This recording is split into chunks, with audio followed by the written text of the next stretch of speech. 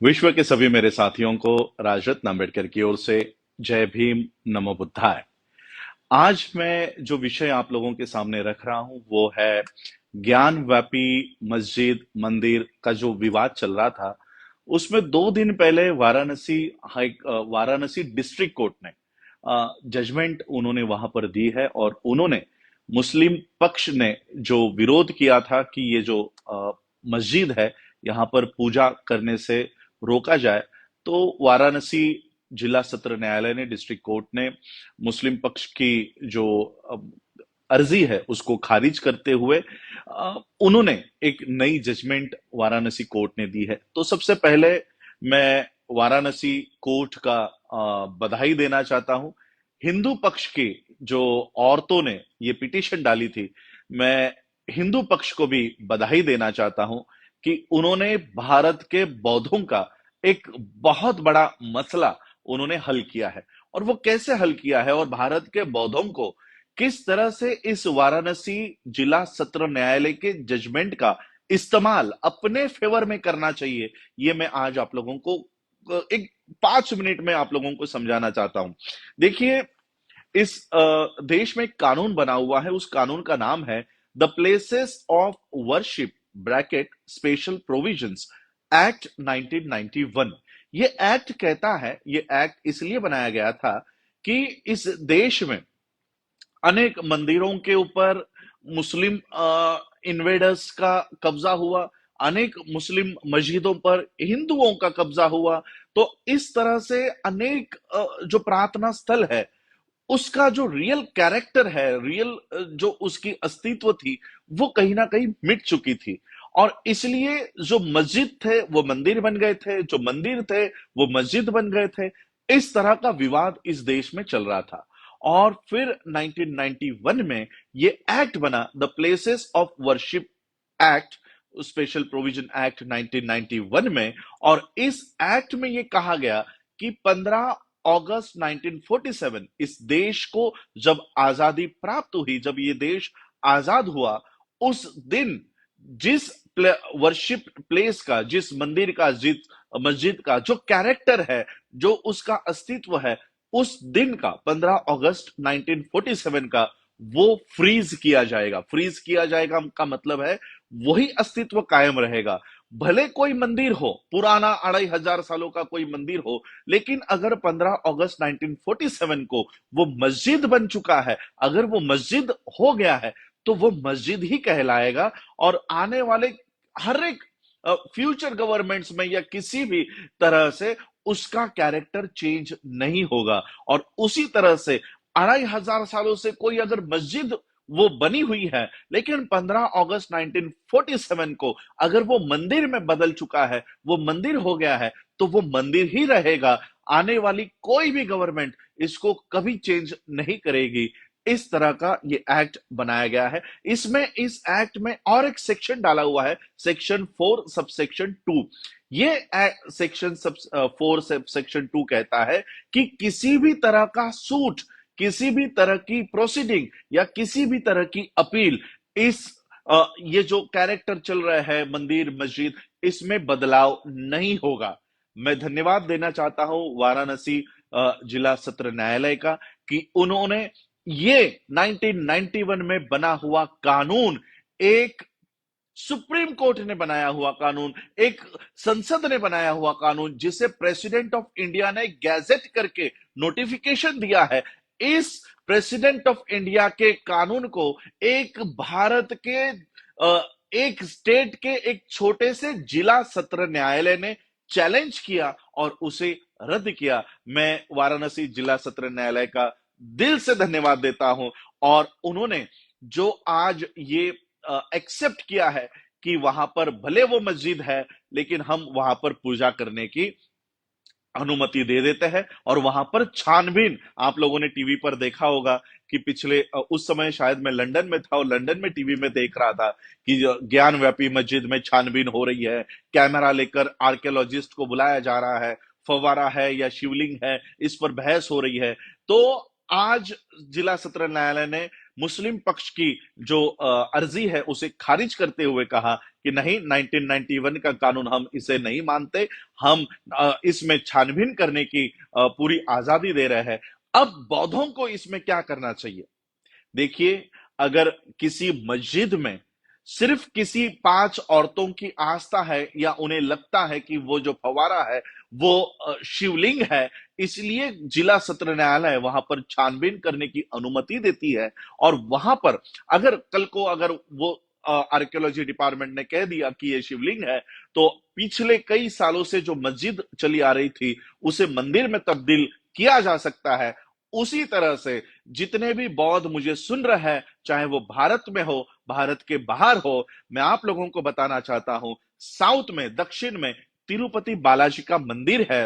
वो, मुझे लगता है कि वो तिरुपति बालाजी नहीं, वो बुद्ध है। उन गहनों के पीछे बुद्ध है, और इसलिए अब मुझे लगता है कि उन गहनों को हटाया जाए और वहां की छानबीन की जाए। इसलिए वहां के तिरुपति के कोर्ट में जितने भी साउथ के लोग हैं, अंबेडकराइट्स है, बुद्धिस्ट है, एक याचिका तिरुपति कोर्ट में डालनी होगी कि मुझे लगता है कि तिरुपति बालाजी, ये तिरुपति बालाजी नहीं, ये बुद्ध है, उसकी भी छानबीन होनी चाहिए। एक पिटीशन हमें वहां लगानी होगी। मैं जिला सत्र न्यायालय वाराणसी का इसलिए स्वागत कर रहा हूं कि उन्होंने भारत के तमाम बौद्धों के रास्ते खोल दिए हैं, क्योंकि आज जो आपके मंदिर है, आपका जगन्नाथपुरी का मंदिर है, आपका तिरुपति बालाजी है, महाराष्ट्र का पंढरपुर है, अब सारे जगहों पर वाराणसी जिला सत्र न्यायालय के इस जजमेंट का इस्तेमाल करते हुए हम ये सारे केसेस सारे मंदिरों के ऊपर डालेंगे कि ये आपका हिंदुओं का मंदिर नहीं,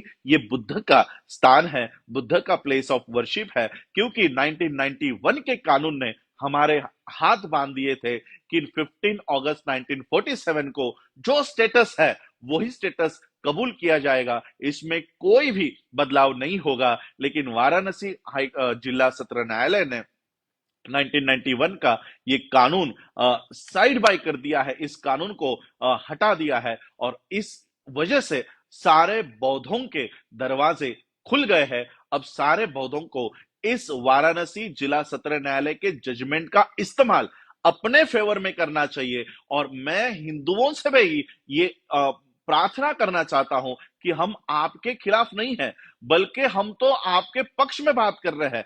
हमारे एक साथी है राहुल शेंडे जी, उनकी मैंने एक पोस्ट पढ़ी और उन्होंने व्यंग करते हुए एक बात लिखी, लेकिन उसमें तथ्य है कि आज जो हिंदू तिरुपति बालाजी में जा रहा है, आज जो हिंदू पंढरपुर में जा रहा है, आज जो हिंदू जगन्नाथपुरी के मंदिरों में जा रहा है, वो तो सामने बुद्ध को भगवान के रूप में पूजा कर रहा है। उसे लग रहा है ये तो कोई हिंदू देवता है। इसलिए हजारों साल से पूजा अर्चा करने के बाद भी हिंदुओं के जो याचना है, जो कामना है, वो पूरी नहीं हो रही, या हिंदुओं की प्रार्थना पूरी नहीं हो रही, क्योंकि वो गलत भगवान के सामने याचना कर रहे हैं। वो असल में तो तथागत है, वो असल में तो बुद्ध है। अब अगर राम को पूज रहे हो और सामने बुद्ध की मूर्ति रखे है, तो आपको राम कैसे प्रसन्न होगा? और इसलिए मैं हिंदुओं के पक्ष में ये बात करना चाह रहा हूं कि आप गलत जगह पर पूजा कर रहे हो, आप गलत जगह पर प्रार्थना कर रहे हो, आप गलत जगह पर भगवान को अर्जी दे रहे हो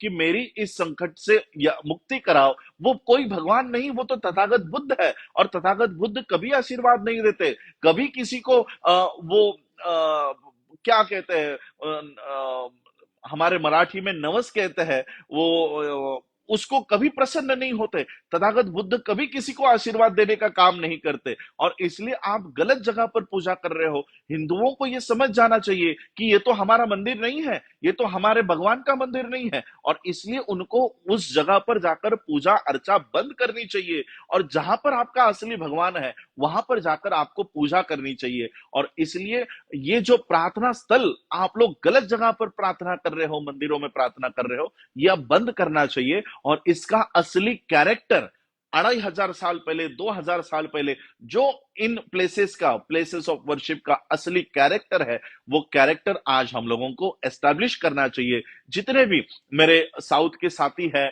मेरे बाकी बुद्धिस्ट सोसाइटी ऑफ इंडिया के जितने भी कमिटीज है, उन सबको मैं ये आज इस वीडियो के माध्यम से बताना चाहता हूं कि जितने भी फैक्ट्स आपको उस मंदिर के बारे में, उसके रियल कैरेक्टर के बारे में एस्टैब्लिश कर सकते हैं, वो सारे ऑन रिकॉर्ड दीजिए। वकील देने का काम मैं करता हूं, सुप्रीम कोर्ट के वकील देने का काम मैं करता हूं, ड्राफ्ट तैयार करने का काम मैं करता हूं, पिटीशन तैयार करने का काम मैं करता हूं। आप लोगों को सिर्फ आप लोगों के डिस्ट्रिक्ट में वहां पर जाकर ये केस वहां पर पुटअप करनी होगी कि ये तिरुपति बालाजी का मंदिर नहीं, ये बुद्ध का विहार है, ये बौद्ध स्थल है। ये याचिका आप लोगों को, सारे बौद्धों को करनी चाहिए।